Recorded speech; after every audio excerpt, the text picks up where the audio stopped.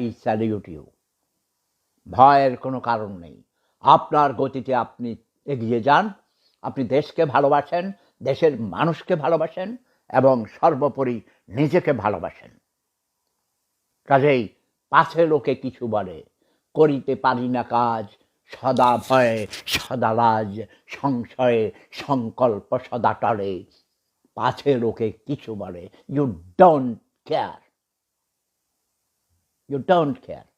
কে কি বললো না বললো কিছু আসে যায় না। আমার পিছে পিছেও অনেকে অনেক কথা বলে, কিন্তু সামনে এসে বলার সৎ সাহস নেই। এটা তার প্রাইভেট।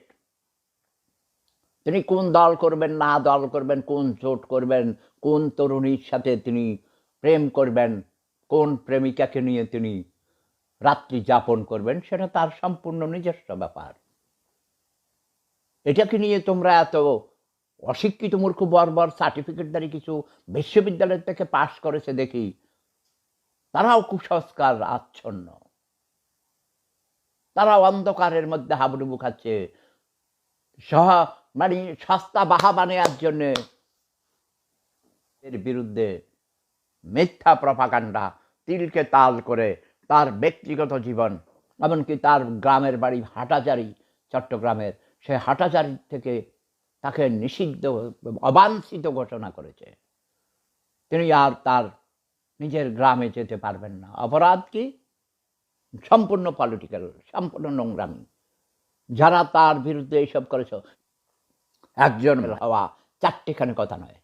এইসব অশিক্ষিত মূর্খ বর্বর ছোট লোক নোংরা রাজনীতিবিদরা তার বিরুদ্ধে লেলিয়ে দিয়েছে কিছু অশিক্ষিত বর্বর ছোট লোকদেরকে।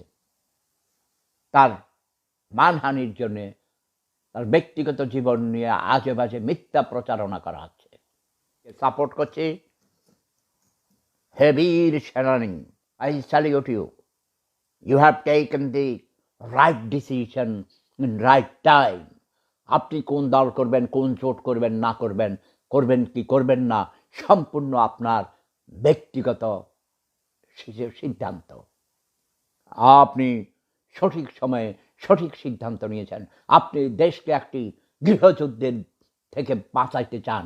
আপনি দেশকে ভালোবাসেন, দেশকে ভালোবাসেন বলেই নিজের জীবনের বিনিময়ে আপনি যুদ্ধে ঝাঁপিয়ে পড়েছিলেন। কি আমার নামে মিথ্যা আইডি বানাইয়া নকল করে, এমনকি আমার কথা টুইস্টিং করে করে সেগুলো এখনও করে। এই যে আমি এখন কথা বলছি, এখান থেকেই আমার কথা নকল করে নিয়ে লিখে দিবে যে রুম খুলবে, সেফুদা লাইভ সরাসরি সম্প্রচার করবে।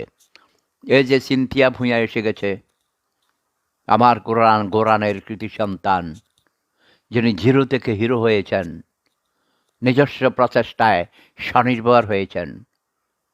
হ্যাঁ, আড়ংয়ের যত ডিজাইন, যত সুন্দর জামা কাপড় তৈরি করে এক্সপোর্ট করে।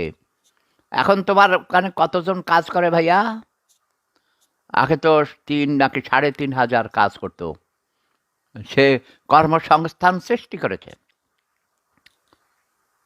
সে একজন তৃতীয় লিঙ্গ। এই সমাজে তাকে টিকে থাকা কঠিন হয়েছে। তাকে দেখলে মানুষ গায়ে থুতো দিত। এখন তার অনেকগুলো বাড়ি, অনেকগুলো গাড়ি, অনেকগুলো ফ্যাক্টরি আছে, এবং তার কোম্পানিতে, তার ফ্যাক্টরিতে গার্মেন্টস, আড়ংয়ের যেসব দামি দামি জামা কাপড় তৈরি করে, সে নিজেই ডিজাইনার। সে বিদেশে গিয়েছে, সে অনেক পুরস্কার পেয়েছে। সে এখন সিআইপি হয়েছে, কমার্শিয়াল ইম্পর্টেন্ট পারসন। মাননীয় প্রধানমন্ত্রী তথা সরকার তাকে অনেক মূল্যায়ন করেছে। তার কাছ থেকে শিখাও, ঠিক আছে না? এই ধরনের মেধাবী এই ছেলের সারা জীবন ফার্স্ট বয় ছিল। ক্লাস 1 থেকে শুরু করে ঢাকা বিশ্ববিদ্যালয়েও অনার্স মাস্টার্সে সোশিওলজিতে সে লেখাপড়া করেছে। অত্যন্ত মেধাবী স্কলার। সাধারণত পুলিশ বাহিনীতে এত বড় স্কলার, এত সারা জীবন ফার্স্ট ক্লাস ফার্স্ট খুব কম গিয়েছে।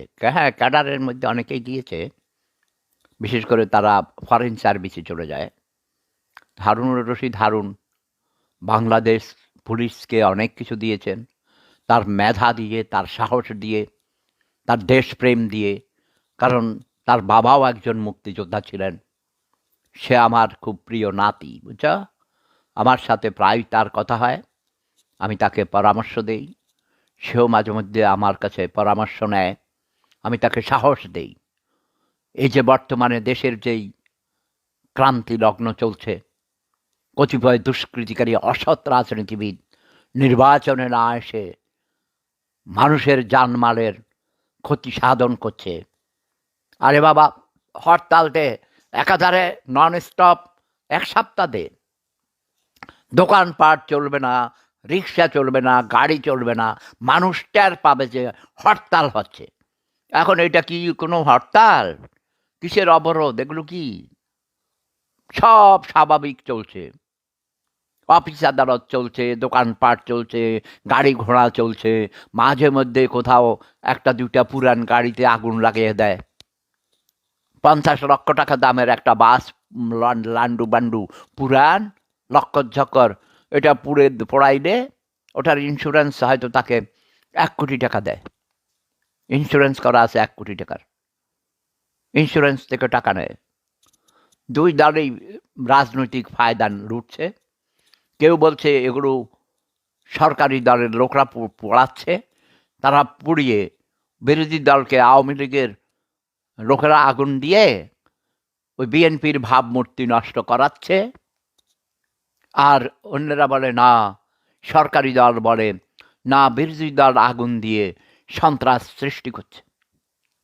এসব করে কোনো হরতাল হবে না। এইসব আজে বাজে ওই দেশের জনগণের সম্পদ, রাষ্ট্রীয় সম্পদ নষ্ট করে, গার্মেন্টস ইন্ডাস্ট্রিতে উৎপাদন ব্যাহত করে দেশটাকে শেষ করে দিচ্ছে।